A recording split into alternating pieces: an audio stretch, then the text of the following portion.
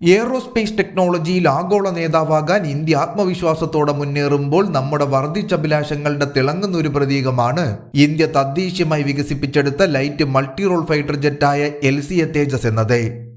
Air to air, air to surface ആക്രമണങ്ങൾ, രഹസ്യാന്വേഷണ ദൗത്യങ്ങൾ എന്നിവ നിർവഹിക്കാൻ കഴിവുള്ള ഒരു സിംഗിൾ എഞ്ചിൻ ഡെൽറ്റ വിങ്ഡ് യുദ്ധവിമാനമാണ് ഇന്ത്യയുടെ അഭിമാനമായി അറിയപ്പെടുന്ന തേജസ് യുദ്ധവിമാനം. ഹിന്ദുസ്ഥാൻ എയറോനോട്ടിക്സ് ലിമിറ്റഡിന്റെ എയർക്രാഫ്റ്റ് റിസർച്ച് ആൻഡ് ഡിസൈൻ സെന്ററും എയറോനോട്ടിക്കൽ ഡെവലപ്മെന്റ് ഏജൻസിയും തമ്മിലുള്ള സഹകരണത്തിന്റെ ഫലമായാണ് LCA തേജസ് എന്ന യുദ്ധവിമാനം പിറവികൊണ്ടത്. പ്രതിരോധ നിർമ്മാണത്തിലെ സ്വാശ്രയത്വത്തിലേക്കുള്ള ഇന്ത്യയുടെ യാത്രയിലെ ഒരു പ്രധാന നാഴികക്കല്ലാണ് ഈ യുദ്ധവിമാനത്തിന്റെ വികസനം സൂചിപ്പിക്കുന്നത്. LCA തേജസിന്റെ ഡെൽറ്റ ചിറകുകൾ ഒരു ലൈറ്റ് കോമ്പാറ്റ് എയർക്രാഫ്റ്റ് എന്ന നിലയിൽ അതിന്റെ പ്രകടനം ഒപ്റ്റിമൈസ് ചെയ്യുന്നതിനാണ്. ഈ ഡെൽറ്റ ചിറകുകൾ രൂപകൽപ്പന ചെയ്തിരിക്കുന്നത് വേരിയബിൾ സ്വീപ്പ് ആംഗിൾ ലീഡിംഗ് എഡ്ജിൽ കനാഡ് കോൺഫിഗറേഷനോട് കൂടിയാണ്. ഇത് മികച്ച ഹൊറിസോണ്ടൽ സ്റ്റെബിലൈസേഷൻ കൈവരിക്കാൻ തേജസിനെ സഹായിക്കുന്നു.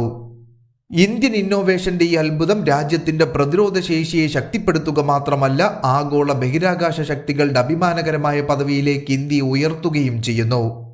ആദ്യമായി നമുക്ക് തേജസ് യുദ്ധവിമാനം നിർമ്മിക്കേണ്ട പശ്ചാത്തലവും അവയുടെ വികസനവും ഒന്ന് വിശദമായി നോക്കാം.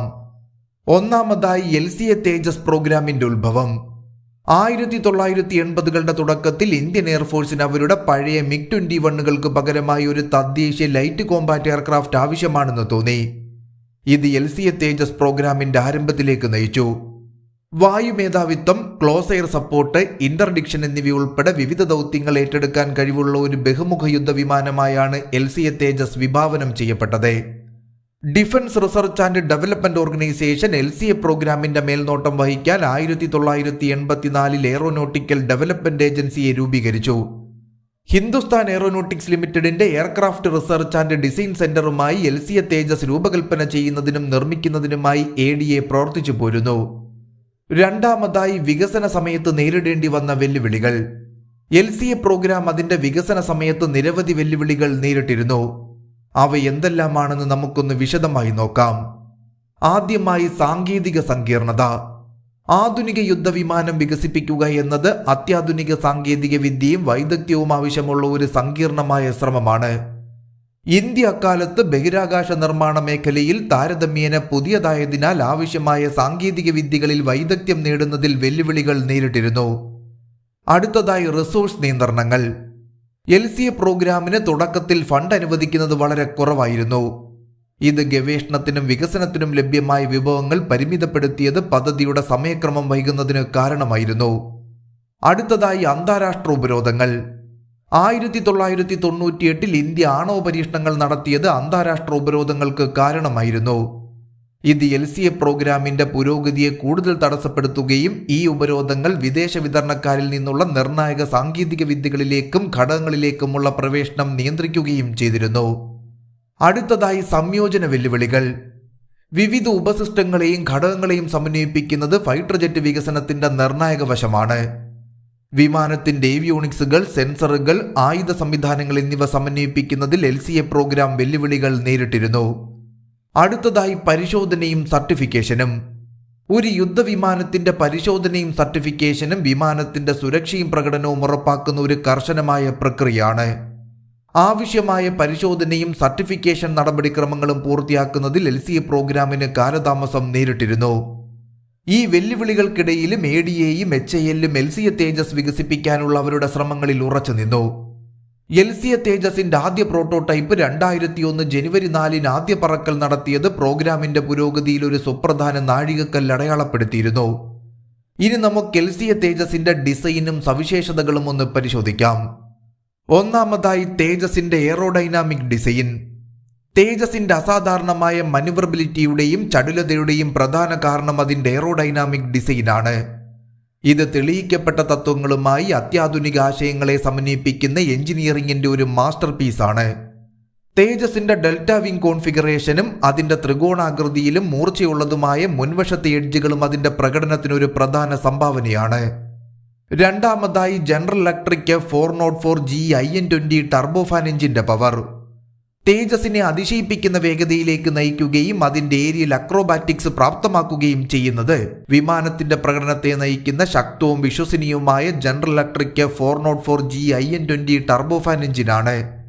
GF404ന്റെ പരിഷ്കരിച്ച പതിപ്പായി എഞ്ചിൻ തേജസിന്റെ തനതായ ആവശ്യങ്ങൾക്കായി പ്രത്യേകം രൂപകൽപ്പന ചെയ്തതാണ്. F404G IN20 അസാധാരണമായ 85 കിലോന്യൂട്ടൺ ത്രസ്റ്റ് നൽകുന്നതിനാൽ ഇത് തേജസിനെ പരമാവധി മാക് 1.6 വേഗതയിലെത്താൻ പ്രാപ്തമാക്കുന്നു.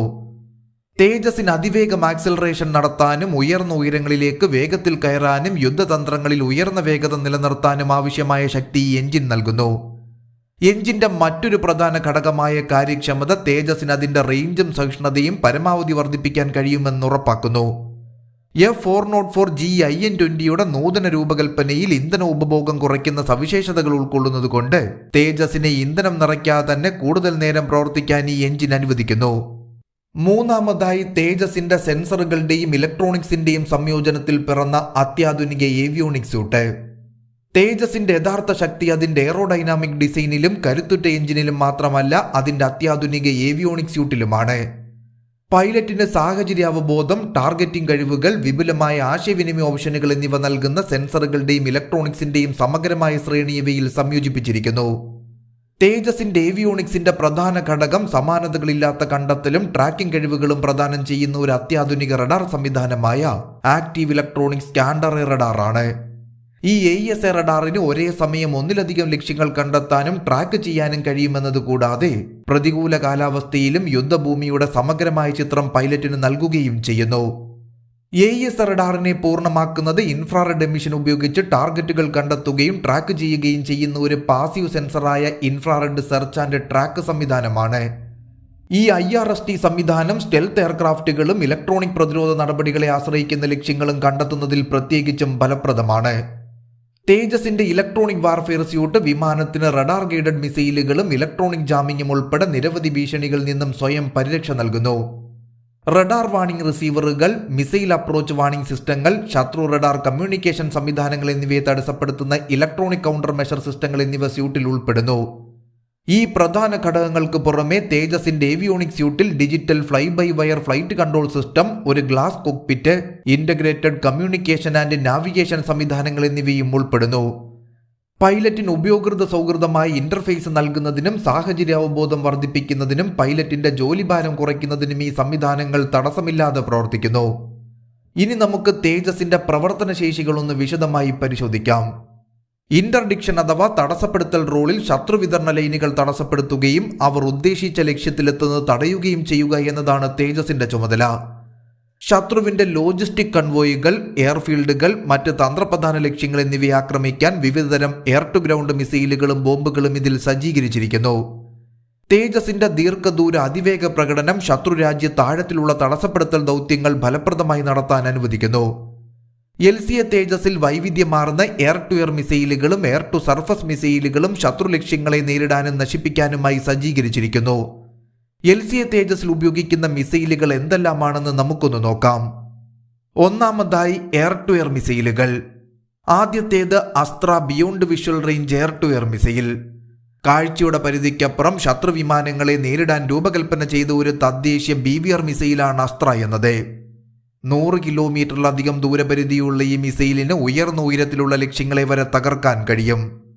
അടുത്തതായി R-73 close combat missile. Close in dog ഫൈറ്റുകൾക്കായി ഉപയോഗിക്കുന്ന ഒരു ഹ്രസ്വദൂര ഇൻഫ്രാറെഡ് ഹോമിംഗ് മിസൈലാണ് R-73 എന്നത്.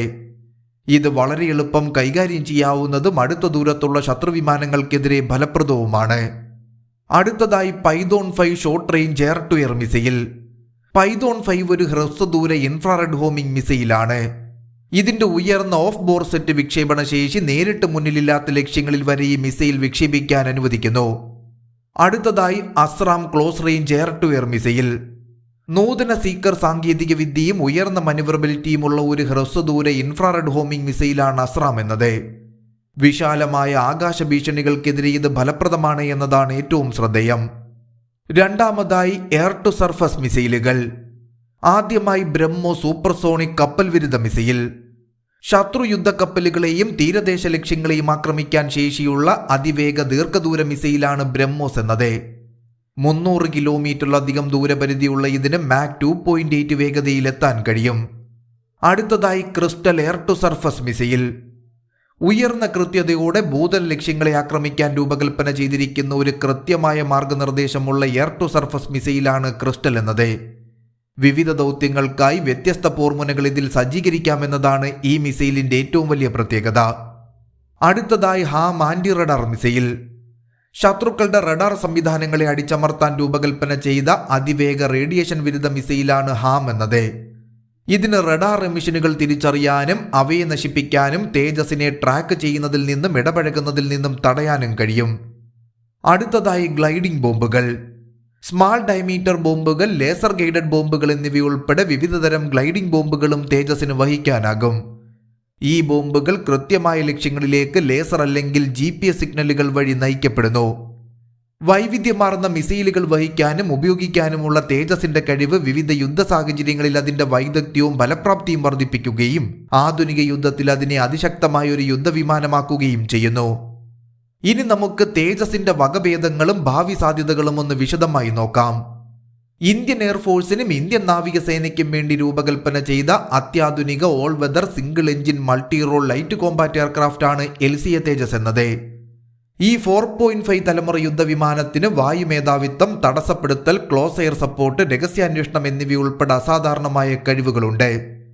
ഡിജിറ്റൽ ഫ്ലൈ ബൈ വയർ സംവിധാനവും നൂതന AES റഡാറും ഉൾപ്പെടെയുള്ള അത്യാധുനിക ഏവിയോണിക് സൂട്ടുമായി സജ്ജീകരിച്ചിരിക്കുന്ന തേജസ് യുദ്ധവിമാനം മെച്ചപ്പെടുത്തിയ സാഹചര്യ അവബോധത്തിനും കൃത്യമായ സ്ട്രൈക്ക് കഴിവുകൾക്കുമായി നൂതന സാങ്കേതിക വിദ്യകളെ തടസ്സമില്ലാതെ സമന്വയിപ്പിക്കുന്നു. LCA തേജസിന് നിരവധി വകഭേദങ്ങളുണ്ട് എന്നത് കൂടാതെ ഓരോന്നിനും അതിൻ്റെതായ സവിശേഷതകളും കഴിവുകളുമുണ്ട്. LCA തേജസിന്റെ പ്രധാന വകഭേദങ്ങൾ ഏതെല്ലാമാണെന്ന് നമുക്കൊന്ന് വിശദമായി നോക്കാം. ഒന്നാമതായി LCA തേജസ് MK1. 2019 അന്തിമ പ്രവർത്തനാനുമതി നേടിയ LCA തേജസിന്റെ ആദ്യ പ്രൊഡക്ഷൻ മോഡലാണിത്. GF404 IN-20 എഞ്ചിനാണ് ഇതിന് കരുത്തേകുന്നത്. മെക്കാനിക്കലി സ്കാൻഡ് റഡാർ, പരിമിതമായ electronic warfare suit, bottled oxygen വിതരണം, ഒരു അടിസ്ഥാന ഫ്ലൈറ്റ് നിയന്ത്രണ സംവിധാനം എന്നിവ ഈ വിമാനത്തിലുണ്ട്. ഹ്രസ്വദൂര എയർ ടു എയർ മിസൈലുകൾ, എയർ ടു ഗ്രൗണ്ട് ആയുധങ്ങൾ, ഡ്രോപ്പ് ടാങ്കുകൾ എന്നിവയുൾപ്പെടെ 3.5 ടൺ വരെ ബാഹ്യ സ്റ്റോറുകൾ വഹിക്കാൻ ഇതിന് കഴിയും. ഇതിന് മാക് 1.6ന്റെ പരമാവധി വേഗത, 500 കിലോമീറ്ററിന്റെ കോമ്പാറ്റ് റേഡിയസ്, 15 കിലോമീറ്ററിന്റെ സർവീസ് പരിധി എന്നിവയും ഉണ്ടായിരിക്കും. രണ്ടാമതായി LCA തേജസ് MK1A. തേജസ് MK1A എന്നത് 2021 ഏറ്റെടുക്കലിനായി അംഗീകരിച്ച MK1ന്റെ മെച്ചപ്പെട്ട പതിപ്പാണ്. ഇതിന് ആക്റ്റീവ് ഇലക്ട്രോണിക്സ്, സ്കാൻഡർ റഡാർ ഉള്ളതിനാൽ ഇവ ടാർഗറ്റുകളുടെ മികച്ച കണ്ടെത്തലും ട്രാക്കിങ്ങും പ്രദാനം ചെയ്യുകയും ഒപ്പം ജാമിങ്ങിനും ഇടപെടലുകൾക്കുമുള്ള മെച്ചപ്പെട്ട പ്രതിരോധം നൽകുകയും ചെയ്യുന്നു. അതോടൊപ്പം ഇവയിൽ സജ്ജീകരിച്ചിരിക്കുന്ന ഇലക്ട്രോണിക് വാർഫെയർ സ്യൂട്ട് ശത്രുതാപരമായ അന്തരീക്ഷത്തിൽ വിമാനത്തിന്റെ അതിജീവനം വർദ്ധിപ്പിക്കുന്നു.